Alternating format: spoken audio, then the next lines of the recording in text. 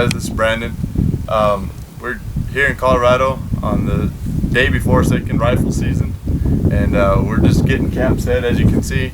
And I'm just going to do a review for you guys, just kind of show one of the new stoves that we just got from Colorado Cylinder Stoves. They're out of Grand Junction, so not far from where I live. And I contacted them and tried to figure out what kind of stove that I needed, what would be best suited for the tent I have. This tent right here, it's a 16 by 20, and so they said that I could kind of go between that Timberline and the Alpine, so we went ahead and decided to go with the Alpine stove. It's the biggest of their packages. You can get just the stove only, or you can get the entire package. So here it is. I literally just pulled it out of the box. I have yet to get even started with it or even really figured it out. I read some of the instructions, kind of looked at what I need just to prep this up. But for right now, I'm just going to go ahead and open it up, kind of show you how it comes, because this is how it came right here out of this box right here. This is the stove here. It looks pretty heavy duty from what I can see so far. So you open it up.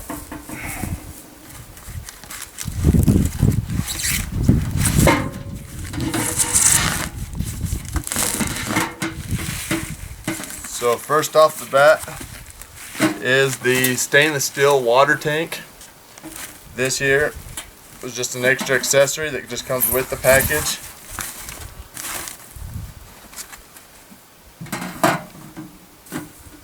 You open it up. This is where the instructions were actually at when I pulled it open. That's where I found it.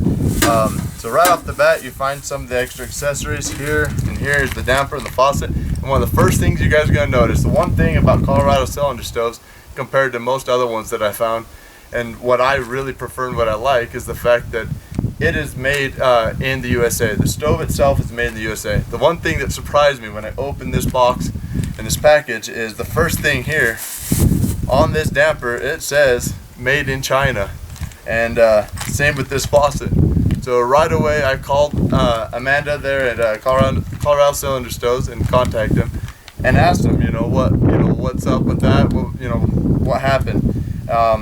She instructed to me that what happened is the company that they bought them from, that made them, they were made here in the USA, but they, of course, like a lot of other companies, went and outsourced them. So they no longer do it, and actually right now they're currently trying to find a company that will make these here in the USA for them and get them set up for them. So anyway, so that's the damper. Here's the faucet. This is the water tank. And right here is where the faucet's going to hook up. Apparently we need we'll need a wrench for this and some Teflon tape to assemble this on. We'll do that here in a little bit. As far as this, I haven't got to it yet, but in the instructions they indicated that I need a 5/16 drill bit, and we'll drill 2 holes into the stovepipe and just insert this in. Fairly simple. Next thing in the package is all the stovepipe. Everything's all together here. Just slide out each side, one on one here. This is the end, the rib here. Apparently that's what's supposed to go in on the inside here. That's it. On the inside here is the legs.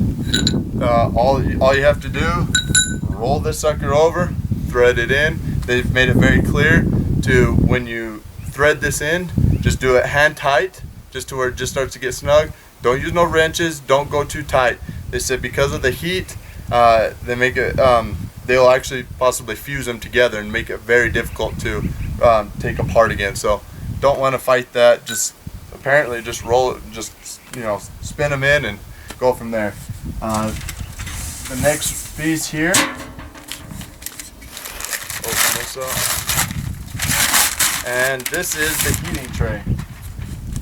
Apparently it's got this little hole roll here, it looks like, and it can be inserted on either side here, from this side or this side, and it just slides right on inside here, just pushes right in. The water tank, we'll just reattach here. I'll check it out here in a little bit. I haven't even tried yet, so I don't even know how it's going to go.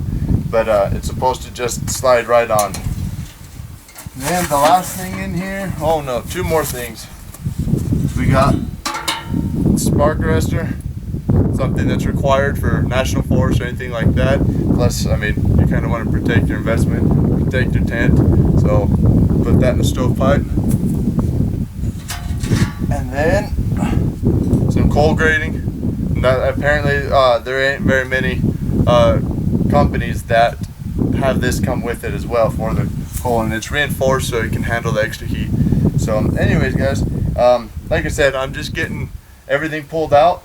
I'm going to try to assemble all this for the very first time, and we'll see. I'll come back with you here in a little bit, kind of explain how things went, what was happening, things I liked, maybe I didn't like, or what was more difficult. So anyways, until then, see you here shortly. Alright guys, here we are with the finished product. We finally got everything together. I can honestly say it was quite pleasurable actually, and quite simple to just assemble it and put it together. We've had a lot of other projects, other different types of things we've purchased, get out of the box package deal and become a fiasco. But honestly, this was just very simple. Here it is. This is the finished product.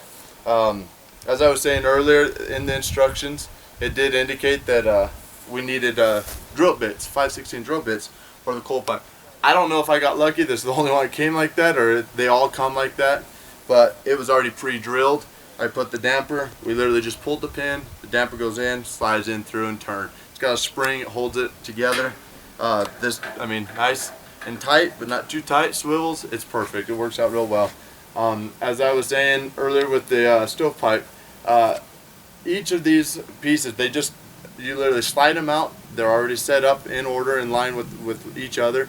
Pop them into each other. Each one with the rib, how it goes together. The one on the bottom without the rib, that's actually the one that was slipped in.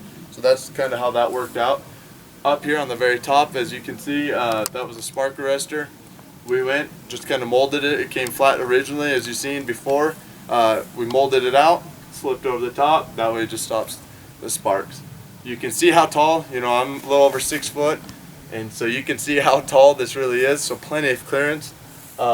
This is about where the hole's at, so when we actually set it inside and it's all in place, there's plenty of clearance, nothing to worry about as far as the tent or anything like that.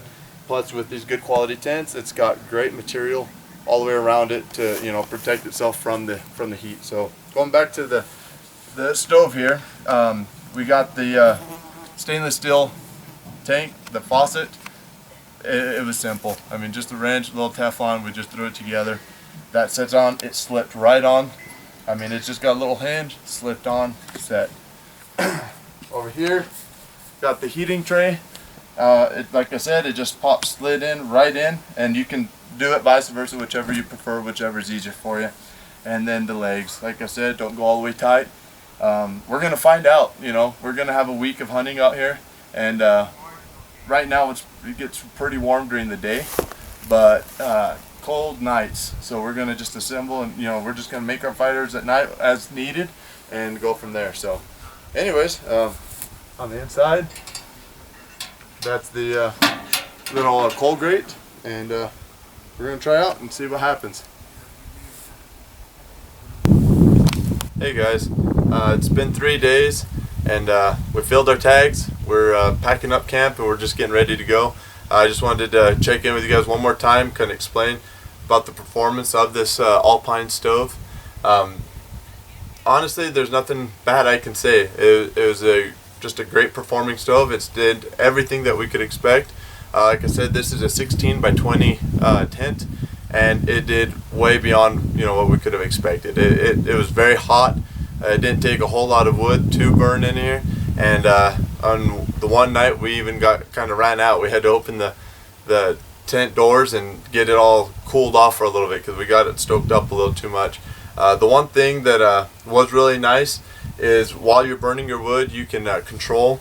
This right here is your controls for the airflow as to how much you're going to be pulling, and of course your air dampener.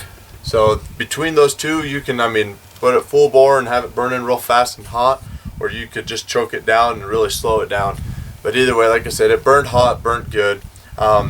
you know, we went, and this is about the size of wood that we burnt pretty much the entire time. I mean, you know, some a little bigger, some a little smaller, but you know, that's about the size of roundness and length that we burned. You could go quite a bit more, especially length. There's a lot of length there, but you know, this is the wood that we had, and it burned good. You know, with that coal grate that's inside there, we were able to just crisscross it. The fire started up real easy. The air would travel up underneath it, and it would start up real easy. They lasted a long time. In the mornings when we woke up, there was still little embers on the bottom. Didn't take much, just put something, you know, some grass or paper or whatever in it, blow, and it just started right up. You know, it was just quite simple. The coal grate, you know, for cleaning, we've been using this shovel right here. It's just real simple. Just scoop out across the top, pull it out. Obviously, once it cools down and everything, you just grab that coal grate, pull it out, and make it a little easier to handle. And just we shoveled that ash just right out the bottom. But really, it was just very simple, very easy to use, and you know, there was no complaints. So far, like I said, it's been only a few days. We expected to be here quite a bit longer and get a lot more use out of it. But you know, we got lucky and filled, so you know, it's time to go home. So I'm sure we'll have many years of use out of this, and a lot of you know, hunting stores and everything built around this. So we'll see how it goes.